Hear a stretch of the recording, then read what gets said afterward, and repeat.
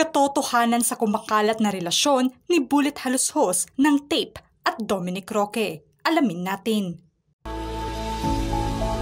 Usap-usapan nga ang napabalitang relasyon ngayon ni Dominic Roque at Dapitan City Mayor Bullet Halushos. Kasunod ng hiwalay ang Bea Alonzo at Dominic Roque, ang siyang paglitaw naman ng espekulasyon tungkol na sa rason ng hiwalayan ng couple kung saan aligasyon ng ilan na isang lalaking politiko na itinuturong third party umano ang dahilan ng hiwalayan.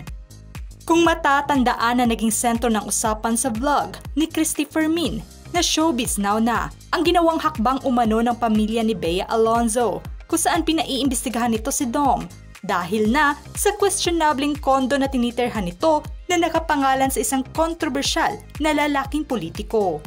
Dahil sa isyong ito ay nagbahagi nga ng malaman na Instagram stories si Dapitan City Mayor Bullet na tila reaksyon niya sa mga ibinabatong aligasyon sa relasyon niya kay Dom ayon sa kanyang Instagram story caption. May pa-condo program pala si Mayor, di naman ako aware. O, yung mga BF dyan, pwede nyo na ipasama sa akin GF nyo. Dahil dito, ilan nga sa mga hula ng netizens na isa si Mayor Bullet Halushos sa mga politikong tinutukoy sa mga balita. Naungkat naman ang mga larawan nila ni Dom na magkasama noon sa mga travels at ibang ganap nila. Nadawit nga ang pangalan nito sa issue ng hiwalayan ng couple na inalmahan niya. Base sa impormasyong aming nakalap, bago pa man nagkakilala at naging opisyal na magkasintahan si Bea at Dom, ang politician at executive ng Tape Incorporated na si Mayor Bullet ay isa sa mga matalik na kaibigan ni Dom. Pansin nga sa mga larawang kumakalat ngayon online kung saan kasama nito si Dom ay ang mga bakasyon nilang magkaibigan noon. Kilala nga ang mga Halushos na maraming negosyo maliban na sa pagpapatakbo nito ngayon sa programang Tahanang Pinakamasaya sa GMA7.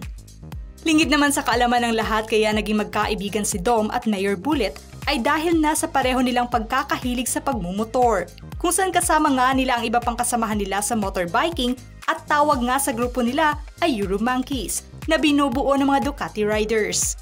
Ilan lamang sa mga sikat na personalidad na kasamahan nila Dom at Mayor Bullet ay sina Dingdong Dantes, Richard Gutierrez at Kim Atienza. Ilang taon nang matatag ang pagkakaibigan ni Dom at Mayor Bullet. Taong 2016 ay spotted nga ang kanilang grupo sa isang event na dinaluhan din ng mga sikat na personalidad at kilalang politicians. Wala pang ang tugon ngayon si Dom sa issue na may sugar daddy di umano itong politiko. Ngunit nauna ng pinabulaanan at dinipensahan ni Mayor Bullet ang kaibigan na si Dom na aniya walang katotohanan ang mga lumalabas na issue at mali siya tungkol sa kanila. Ano ang masasabi nyo sa paksang ito mga ka-showbiz peeps? Just comment below.